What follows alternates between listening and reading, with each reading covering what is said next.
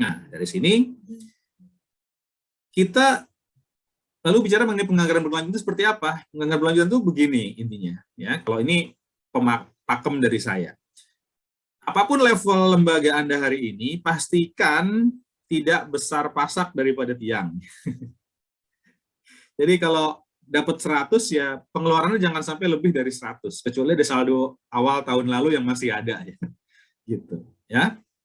Karena mimpi itu boleh, tapi kadang juga harus cukup realistis. Ini untuk sudut pandang orang keuangan ya. Karena uang bukan segala-galanya, tapi sepertinya segala-galanya butuh uang. Walaupun kemudian dalam Islam, bismillah ya, kalau Allah mau ya insya Allah pasti ada jalan ya untuk mencapainya gitu ya. Tapi tentu ya ikhtiarnya kudu sejalan juga sih. Gitu. Oke, kemudian dalam konteks penganggaran berkelanjutan, satu, sebaiknya teman-teman memiliki investasi penggalangan sumber daya. Ya.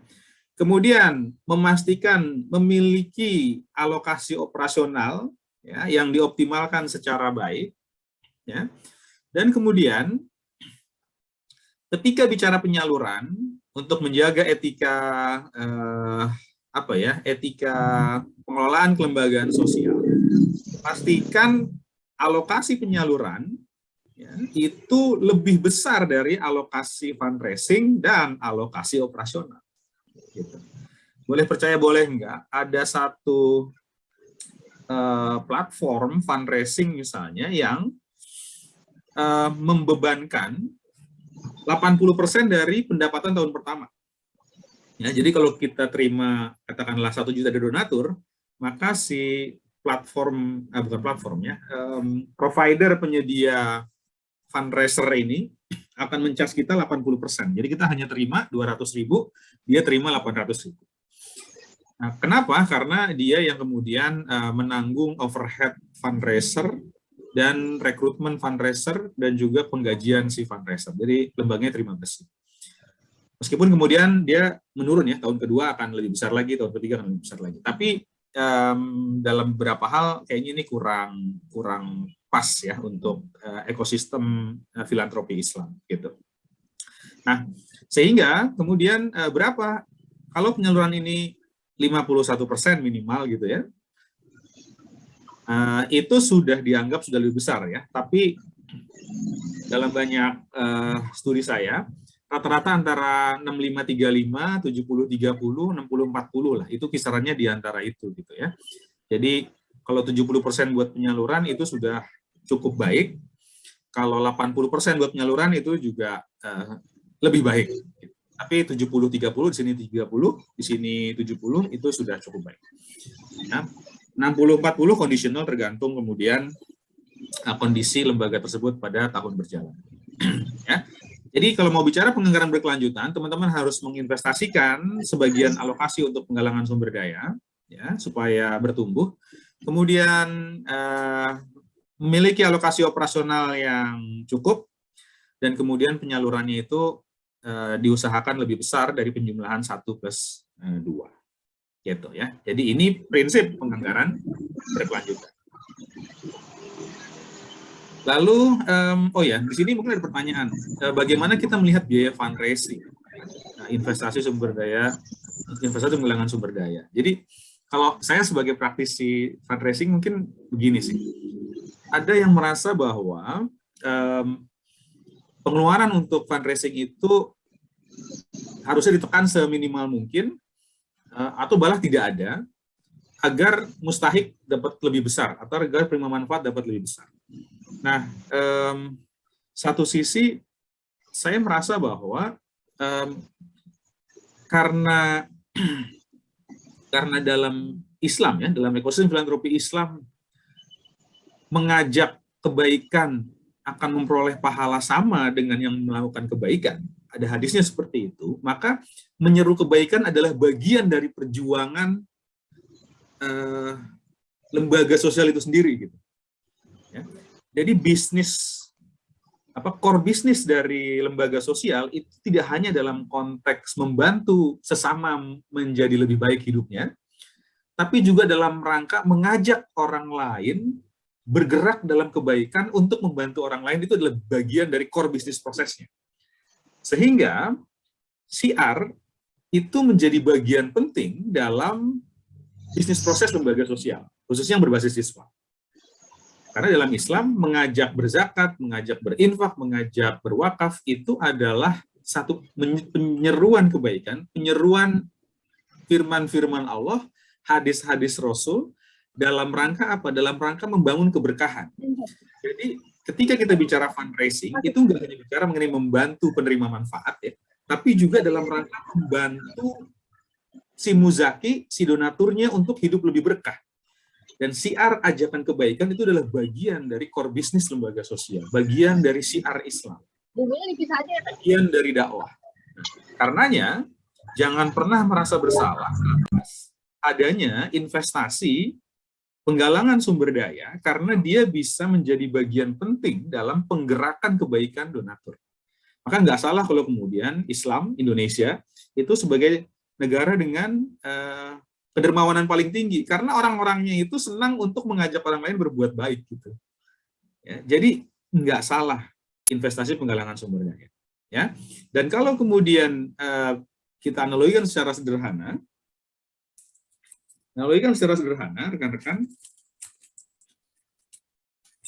misalnya terkait beginilah, proses yang sederhana adalah untuk mengajak bersedekah, kita mengadakan satu pengajian, menghadirkan ustadz. Nah, ustadz ini tentu tidak mungkin kita hanya kasih besek ya, walaupun bisa sih, tapi biasanya kita kasih kafalah gitu ya. Nah, katakanlah misalnya Rp500.000. Maka kemudian kalau selama pengajian itu, sang ustadz mengajak sedekah dan terkumpul misalnya 5 juta rupiah, maka dengan kata lain kita mengeluarkan 500.000 untuk kafalah ustadz dan memperoleh sedekah 5 juta dari jamaah di pengajian tersebut. Dengan kata lain 500 per 5 juta, 10%. Nah, tentu dalam konteks ini kita bisa tempatkan bahwa ada proses investasi penggalangan sumber daya untuk memperoleh sumber daya itu sendiri. Investasinya apa? Kafalah sang ustadz, Rp500.000, dan kemudian dapat sumber daya untuk program kebaikan kita, ya, bisa untuk wakaf Quran, bisa untuk anak yatim, dan seterusnya. Itu kemudian jadilah 500 per 5 juta atau 10%. Ya. Sekarang kalau kita di konteks hari ini, medianya berubah. Yang tadinya kita menggunakan ustadz, kita sekarang menggunakan video, dan videonya itu diiklankan di Facebook dan Instagram. Katakanlah habis 500.000 juga. Ya, habis 500.000 rupiah juga, membuat video dan mengiklankan di Facebook dan Instagram, dan dapatnya 5 juta juga. Nah, maka sebenarnya itu hanyalah penggantian media atas investasi penggalangan sumber daya, dan kemudian mensiarkan ajakan kebaikan, dan 5 jutanya itu terkumpul untuk membantu saudara-saudara kita yang kurang mampu, atau mungkin untuk dakwah dan seterusnya. Jadi sama aja seperti itu. Maka kita bisa tempatkan investasi penggalangan sumber daya itu adalah bagian dari siar ajakan kebaikan yang memang kita butuhkan sebagai core bisnis dari core bisnis dari lembaga kita, gitu. Lembaga sosial. Jadi lembaga sosial itu core bisnisnya dua, membantu sesama dan kemudian mensiarkan kebaikan agar donatur hidupnya lebih berkah, sehat, sembuh dari penyakit, enteng rezeki, enteng jodoh, jauh dari bala, jauh dari musibah, dan seterusnya lah, kurang lebih seperti itu. Ya, itu mengenai bagaimana kita melihat investasi penggalangan sumber daya. Oke, next. Dari sini, oh ya, kemudian juga ketika penyaluran bisa dipertimbangkan dalam konteks implementasi lapangan, itu sepengalaman kita juga ada istilah manajemen program dan juga alokasi program, ya. Atau dengan kata lain, bisa ketika menyalurkan itu ada biaya tidak langsung, ada biaya langsung program. Contohnya apa? Misalnya katakanlah dari 100 juta, 80 juta akan disalurkan. Tapi untuk penyaluran ini kita membutuhkan satu koordinator yang harus kita hire karena dia pelaksanaannya itu ada di 10 tempat gitu ya. Nah, si koordinator itu ya gajinya, kemudian tunjangannya, handphonenya, pulsanya gitu ya. operasional transportasinya itu dianggap sebagai manajemen program atau biaya tidak langsung. Sementara nilai rupiah yang langsung untuk menjadi sembako kah, yang jadi renovasi kah, itu dianggap sebagai alokasi penyaluran langsung. Jadi bagi dua seperti tadi. Dan di koordinator program ini tidak harus ada pembebanannya di Amil pusat, ya, tapi bisa ada di divisi program. Gitu. Jadi bisa dibagi menjadi dua. Tentu ini kalau di pengalaman terakhir maksimal 15% dari total penyaluran dana yang akan dikelola. Gitu. Itu bisa dipertimbangkan. Sedikit lagi rekan-rekan, ternyata udah jam 5. Ini mohon maaf ya, tadi kita juga nilainya agak telat. Dikit lagi sebenarnya, sekarang kita bicara mengenai laporan keuangan standar. Bukan laporan keuangan, kita bukan nggak bicara. Jadi teman-teman, itu tadi baru gambaran sederhana saja. Mendalami, nanti perlu belajar lagi tentang ini, laporan keuangan standar untuk lembaga sosial dan lembaga zakat. Ketika bicara lembaga sosial, maka teman-teman akan perlu mendalami tentang laporan posisi keuangan. Laporan posisi keuangan itu snapshot ya. Jadi pada tanggal 31 Desember, duit kita itu dibandingin tanggal 31 Desember tahun lalu, itu lebih tinggi atau lebih besar. Utang kita itu lebih tinggi atau lebih besar. Ya. Nah itu posisi keuangan. Ya. Jadi posisi keuangan itu adalah snapshot foto ya. Foto di tanggal 31 Desember. Laporan posisi keuangan. Kemudian laporan aktivitas. Laporan aktivitas ini terkait dengan aktivitas, nanti zakat, infak, sedekah, dan seterusnya. Kemudian ada laporan arus kas, laporan catatan laporan keuangan, dan seterusnya. Kalau lembaga zakat itu sedikit berbeda karena dia ada laporan perubahan dana, aset kelolaan, dan seterusnya. Gitu. Yang beda di sini, perubahan aset dana dan aset kelolaan. Misalnya kalau zakat jadi mesin, zakat jadi pabrik, nah nanti lapornya di laporan aset kelolaan. Gitu. Oke, nanti ini kesempatan lain ya. Nah, berikutnya tentang perencanaan. Pertanyaannya 2022 kita mau merencanakan seperti apa? Ya, bisa ceplok telur. Ini enggak ceplok telur, satu mengenai dengan skema optimis idealis. Wangsit ya. Perolehan tahun ini 1 miliar. Kita mau 2022 3 miliar targetnya, ya. Tapi saya akan mengharapkan teman-teman, kalau teman-teman itu kemudian ceplok telur ya, pastikan ada inovasi yang teman-teman lakukan. Tanpa inovasi agak susah bertumbuh secara signifikan, ya, mengejar optimis idealis. Inovasinya apa? Dalami dulu inovasinya. Kalau inovasinya meyakinkan, maka baru kemudian bicara 3 kali, ya, mau 3 kali, 5 kali, 4 kali silahkan aja. Nah, maka kalau kebanyakan orang itu bikin perencanaan dengan cara menganalisa pertumbuhan rata-rata misalnya 3 tahun ke belakang gitu ya. Maka kalau kita sudah punya rata-rata pertumbuhan 3 tahun ke belakang, maka kemudian tahun 2022 ya cukuplah X kali 1 plus Y%. Misalnya gini katakanlah, rata-rata pertumbuhan 3 tahun terakhir itu 30%. Ya berarti kenaikannya adalah ya 30%, 130% pencapaian tahun 2022. Jadi kalau tahun ini 1 miliar, maka target pendanaan tahun 2022 itu 1,3 miliar. Nah, kurang lebih ini yang paling gampang. Tapi ini mah gampang, teman-teman juga pasti sudah bisa. Pertanyaannya pendekatannya dari mana untuk bisa mencapai target?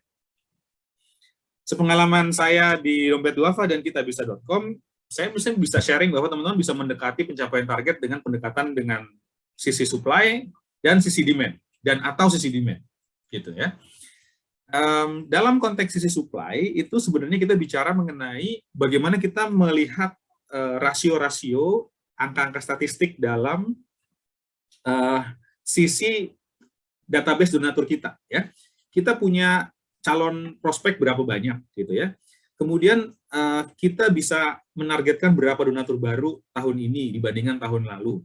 Database kita tahun ini akan jadi berapa dibanding tahun lalu. Kemudian transaksi donasinya berapa? Kalau tahun lalu transaksinya adalah 2.000 transaksi, berarti kalau untuk mencapai target 1,3 M kita perlu berapa transaksi gitu ya tahun ini. Itu dihitung-hitung gitu. Kemudian jumlah transaksi per donatur. Gimana caranya donatur itu transaksinya kalau tahun lalu 3 kali setahun, sekarang bisa 6 kali setahun. Nah, itu yang dikejar ya. Kemudian kalau per donatur, kalau rata-rata donasi per transaksi, kalau dulu itu tahun 2021 rata-rata itu adalah 150.000 per transaksi. gimana caranya untuk bisa naik menjadi 300.000 per transaksi. Kemudian kalau rata-rata donasi per donatur 1 juta per tahun, gimana caranya tahun 2022 bisa 1.500.000 per donatur per tahun. Nah, misalnya kayak gitu.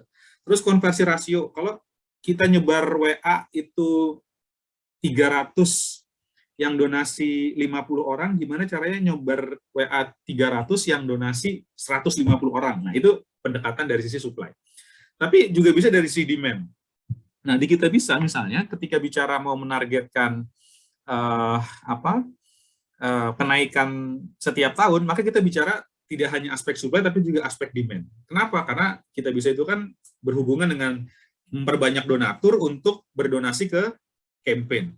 Nah, semakin banyak campaign, tentu akan semakin banyak komunitas yang terbawa ke dalam untuk berdonasi ke campaign tersebut. Gitu. Atau dengan analogi, misalnya gini, Alfamart yang kelasnya minimarket, omsetnya pasti kalah jauh dengan model Transmart yang misalnya jumlah produk dijualnya itu lebih banyak gitu.